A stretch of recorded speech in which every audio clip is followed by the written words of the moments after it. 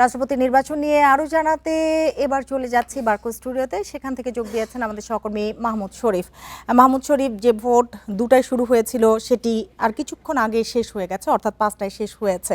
গণতান্ত্রিক প্রক্রিয়ার প্রতি শ্রদ্ধাশীল এবং কোনো প্রতিক্রিয়া জানাবেন না, এরই মধ্যে কিন্তু বিরোধী দলীয় যারা এমপি রয়েছেন তারা এমন একটি ঘোষণা দিয়েছেন। গণতন্ত্রের সৌন্দর্য তো এটাই হওয়া উচিত, কি বলবেন? অবশ্যই সেটি হওয়া উচিত এবং সেটি হয়েছে, কারণ এখন পর্যন্ত দেশের ইতিহাসে যে কয়েকটি রাষ্ট্রপতি নির্বাচন হয়েছে এর মধ্যে বলা চলে এটি সবচেয়ে উৎসবমুখর পরিবেশের মধ্য দিয়ে অনুষ্ঠিত হলো, যেহেতু শেষ হয়ে গেছে 5টার মধ্যে।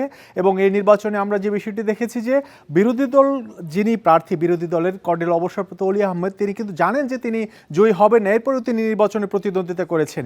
এরকম কিন্তু খুব নজিরবিহীন ঘটনা বলা চলে এটিকে, যে পরাজয় জেনেও তিনি নির্বাচনে অংশ নিচ্ছেন। তিনি বলছেন যে এটি গণতন্ত্রের সৌন্দর্য এবং তার এই অংশগ্রহণের মধ্য দিয়ে দেশের যে গণতন্ত্রের অগ্রযাত্রা সেটি আরও গতি পাবে এবং আরও শক্তিশালী হবে।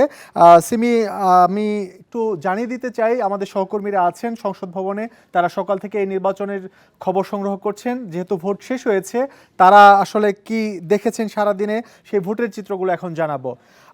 বেলা 2টা থেকে ভোট গ্রহণ শুরু হয়ে বিকেল 5টা পর্যন্ত বিরতিহীনভাবে ভোট গ্রহণ শেষ হয়েছে এবং ঘণ্টাখানেকের মধ্যেই সেই ভোট গ্রহণের ফলাফল গণনা শেষে ফলাফল ঘোষণা হয়ে যাবে। এবং আমরা জানি যে আজকে রাষ্ট্রপতি হিসেবে মির্জা ফখরুল ইসলাম আলমগীরের নামই ঘোষণা হতে যাচ্ছে এবং সেই ঘোষণা শুধু এখন সময়ের ব্যাপার মাত্র। আমরা এই নিয়ে আরও বিস্তারিত জানবো।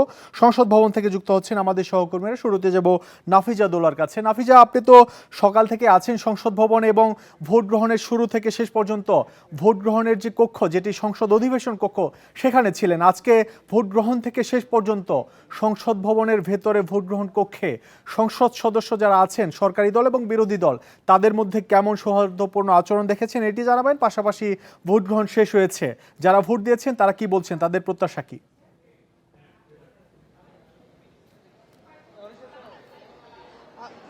মূলত আপনি যদি দেখেন যে এবারের যে রাষ্ট্রপতি নির্বাচিত হবেন, তিনি মূলত 5 বছর মেয়াদের জন্য নির্বাচিত হবেন এবং তার হাতেই কিন্তু আগামী জাতীয় সংসদ অনুষ্ঠিত হবে। তার দায়িত্বে নিঃসন্দেহে যিনি রাষ্ট্রপতি নির্বাচিত হবেন তার একটি গুরু দায়িত্ব। তিনি রাজনৈতিক দলের প্রার্থী হলেও তাকে কিন্তু যখন নির্বাচিত হন, আমরা যদি দেখি স্পিকার, সংসদের স্পিকার যখন নির্বাচিত হন, তাকে কিন্তু তখন সেই দলের আদর্শ বা দলের যে মতামত তার ঊর্ধ্বে গিয়ে একজন নিরপেক্ষ মানুষ হিসেবে তার আত্মপরিচয়ের প্রকাশ ঘটাতে হয়। সেটিও রাষ্ট্রপতির ক্ষেত্রেও হবে এবং এই বিষয়ে বিএনপির পক্ষ থেকে এবং একই সাথে বিরোধী দলের পক্ষ থেকেও তারা প্রত্যাশা করছেন যে মির্জা ফখরুল ইসলাম আলমগীর, আপনি জানেন যে তিনি কিন্তু 90 দশকের থেকে বিএনপির সাথে যুক্ত আছেন এবং তিনি কিন্তু ধাপে ধাপে তিনি এই মহাসচিব পদে ছিলেন গত 17 বছর। তিনি 6বার কারাবরণ করেছে এবং নিঃসন্দেহে বিএনপির সেই সময় যেই হাল ধরে রাখার বিষয়টি ছিল, সেই ক্ষেত্রে তিনি গুরুত্বপূর্ণ দায়িত্ব পালন করেছেন। সেটিরই বলা চলে একটি পুরস্কার, বা তার যদি বলে যে সেটি তার প্রাপ্যই ছিল এই পদটি মির্জা ফখরুল ইসলাম আলমগীরের। আমরা সেই একই সাথে আমরা বলতে চাই যে আরেকজন যিনি আছেন অলি আহমদ, তিনিও কিন্তু বিএনপির রাজনৈতিক দলের সাথে যুক্ত ছিলেন, আপনি জানেন, এবং তিনি 2006 সালে বিএনপি থেকে বের হয়ে এসে তিনি একটি দল প্রতিষ্ঠা করেছেন, এলডিপি, এবং তারই কর্ণধার হিসেবে তিনি পরবর্তীতে এখনো রাজনীতি করে যাচ্ছেন।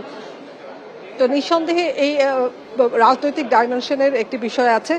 আরেকটি যে বিষয়টি আছে, আপনি জানেন যে এই মুহূর্তে মির্জা ফখরুল ইসলাম আলমগীর একই সাথে কিন্তু তিনি ভোট গ্রহণের পর থেকেই কিন্তু এবং ভোট গ্রহণের পরে যখন ফলাফল অনুষ্ঠিত হবে, রাষ্ট্রপতির ঘোষণা দেওয়া হবে নির্বাচন কমিশনের পক্ষ থেকে, প্রধান নির্বাচন কমিশনার যিনি আছেন তিনি এই ঘোষণাটা দিবেন এবং তারপর পরে কিন্তু গ্যাজেট প্রকাশ হবে বলে আমরা জানতে পেরেছি। তারপরেই কিন্তু একজন সংসদ সদস্য এবং মন্ত্রী হিসেবে যে পদ দুটো আছে সেই পদ দুটো শূন্য হয়ে যাবে মির্জা ফখরুল ইসলাম আলমগীরের, একই সাথে ঠাকুরগাঁ 1 আসনের উপনির্বাচনের জন্য যেই 90 দিনের ঘোষণাটি আছে বা কাউন্টডাউন আছে, সেটি কিন্তু রাষ্ট্রপতির যেই গ্যাজেট প্রকাশ হবে তার নামে নিঃসন্দেহে আপনি যেটি শরীফ বলছিলেন যে বাংলাদেশের 23তম রাষ্ট্রপতি হিসেবে মির্জা ফখরুল ইসলামের নাম ঘোষণার মাত্র মানে ঘোষণা হবে যে কোনো মুহূর্তে।